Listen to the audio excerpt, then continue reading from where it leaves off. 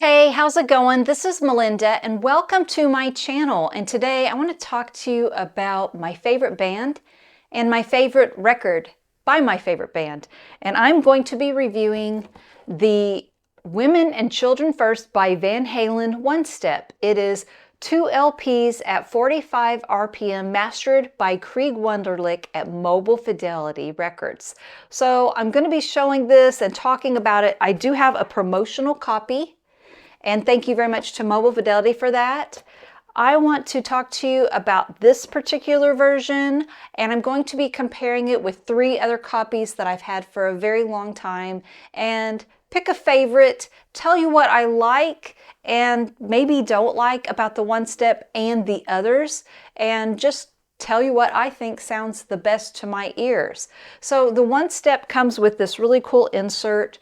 It mimics the album cover and the back of the album, and I love this picture of the band. And inquiring minds want to know, and the answer is yes. This One Step does come with that controversial David Lee Roth poster. Why they didn't use the band's picture, or maybe even Eddie with his guitar, I don't know. That poster of David Lee Roth, it's not going up in my room, but I do appreciate that Mobile Fidelity did put that one in along with this One Step, because it's what came with the original version of the album. So I really do appreciate that. And let's go ahead and now talk about the music.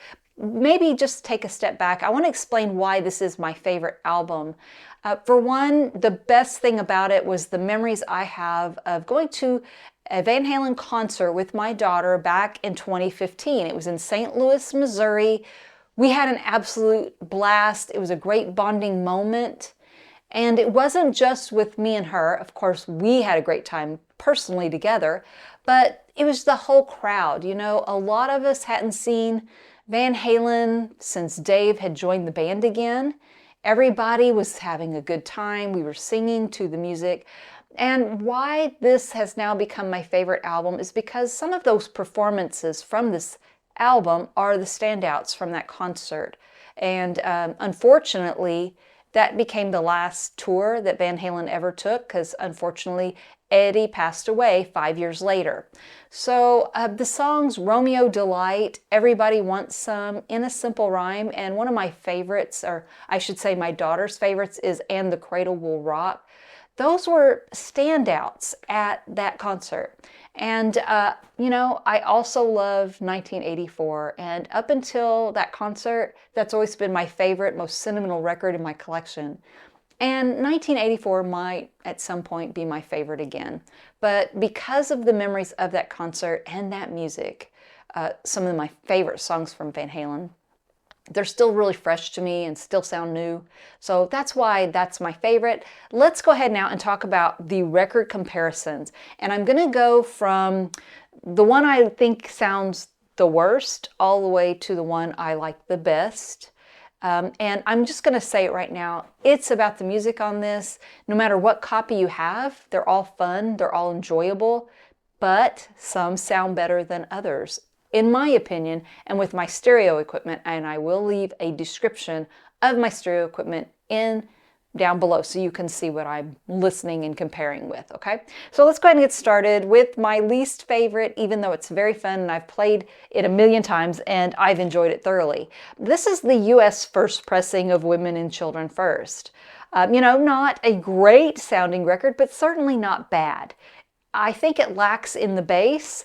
I also think the vocals are a little muffled. They're not really clear on that one. And that's why I put it as last. Having said that, I've played it a million times and I've enjoyed it regardless. The next one, this is the original Japanese pressing of Women and Children First. I give it a step up above the US pressing, and I forgot to mention it on the US pressing, the surface noise. This one is clean. It has no surface noise. It lacks bass like the US pressing, but it's so clean and much more pure. The vocals still aren't crisp on this one, but it's an enjoyable listen. And that brings me to the comparison of what the best one is I've had so far, which is the Chris Bellman version. I think this came out in 2015 and is the one that's in print even at this moment. Chris Bellman is a fantastic mastering engineer. And I'm going to put this one above those other two because I really think he did a great job of cleaning up those vocals. I don't know what he had to do, but they're more crisp and clear. And I also think the mid-range on this is very, very nice. The question is, after getting this Mobile Fidelity one step, let me grab it again. Does it compare, is the Chris Bellman version better, or do I prefer the Mobile Fidelity version? Neither one is perfect, and I'm going to get into why I feel that way here in a minute. They took very different approaches when they did their mastering choices. This is mastered by Krieg Wunderlich, and of course Chris Bellman did the other. I like the mid-range, and I like what Chris Bellman did with the vocals on that version. Having said that, this is totally different. It has a different sound. On this one, I can hear more bass, a wider sound stage. It has a better imaging. And I feel like it just has a more natural sound. And because it's so different, I usually have my husband do a blind test for me. And so for this, and because I would automatically know the difference between the two copies, because I've heard the Chris Bellman version so often and they're so different, I brought my husband in and I played And the Cradle Will Rock. And I also played Everybody Wants Some for my husband, and he told me which ones he preferred. And he, in his comments, confirmed what I just said that I felt I heard too. I felt I heard, and he heard better bass, a wider sound stage, greater highs, and he just thought it sounded more natural. He even particularly said Eddie's guitar playing sounded more natural on the one step.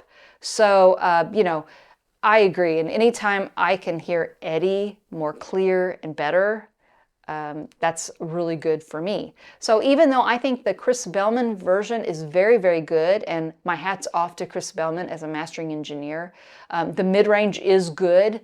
It did lack that bass, and it lacked a natural sound that the one step has.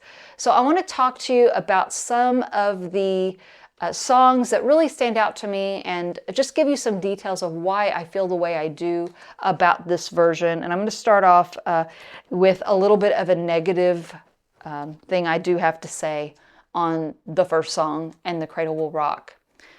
So I put on the one step. This was my first impression. And I heard the bass. Yeah, it was better. I could tell without even hearing something else ahead of it. I could tell that the soundstage was better. But for some reason, when I was listening to it, it was just like, I don't know. It just didn't grab me. It didn't move me. And I was a little worried because I thought, is that the way this whole version, this whole one step's going to go? Thankfully, in the middle of the song, about the time when Dave says, "Have you seen Junior's grades?" and Eddie goes bump, bump, bump and comes up. Then all of a sudden I felt like, wow, the song really exploded and took a life there finally. And I never looked back on this record after that. But I have to admit, this one step came to a slow start for me, and I want to hear your feedback on that. Whether you think I'm crazy and you loved it from the second you put it on the turntable, or if you, like me, had to warm up to it. A lot of things go into this. It's very subjective. It could have been my mood. Maybe I wasn't in the mood right at the moment. Maybe the sound equipment just didn't pick up on something that I needed to hear at that time. I don't know. But I had to be honest about that. But it does recover, and I feel like it got a lot better from that. And we'll move on to Everybody Wants Some, possibly my favorite track on here. And I love that thunderous tribal drum. If you're sitting there and you're not moving your shoulders back and forth, you're not alive. And on this one, the drums are just that much more present. I like the interplay with Eddie and Alex together on that. It's so cool. I love the vocal and playfulness of David Lee Roth. And that's another thing that I think Chris Bellman gets a lot of praise for, bringing out the vocals on his version of it. I think that the one step takes it a little step further when it comes to Dave's vocal and adds a lot more texture and character. You know, a lot of people say, oh, Dave can't sing. Well, Dave, maybe he can't sing to the skies, but he has a very unique and a very cool vocal. And it's a textured, full of character kind of voice. And I feel like you hear more of it. You hear the playfulness of the words. You hear him talking. You hear that exchange, what he's saying in the middle of the song, better than I've ever heard it, you know. So I really enjoyed Everybody Wants Some. Truly a highlight on this one step. I also want to talk about, we'll move on to Romeo Delight. There is a part on Romeo Delight, and it goes, feel my heartbeat. It really goes, and you hear the air. It's almost like you can hear the air in the room as that's going on. And that's a truly magical moment for this one step that I really enjoyed. And Romeo Delight is a bit of a mess when it comes to structure of a song, but I absolutely love it. And it really captures on the one step this live, raw feel. You know, if you want to play an audiophile record for somebody, they want to come in and they want to be wowed by some audiophile record, this is not the track you would want to put on, but it really has a lot of fun and detail and just rock and roll. You know, you don't have to take every song and sit at and be critical and really like deep think. This is just fun, and it takes it to a new level of fun because you hear more of the details. I also really love the song Tora Tora, and the beginning of Tora Tora does sound really audiophile. It sounds wonderful. And I just want to share this story, and I know it's really silly, but please hear me out. When I am watching TV or I am listening to music, I have a 55-pound dog that thinks she's a lap dog. She lays on me the whole time.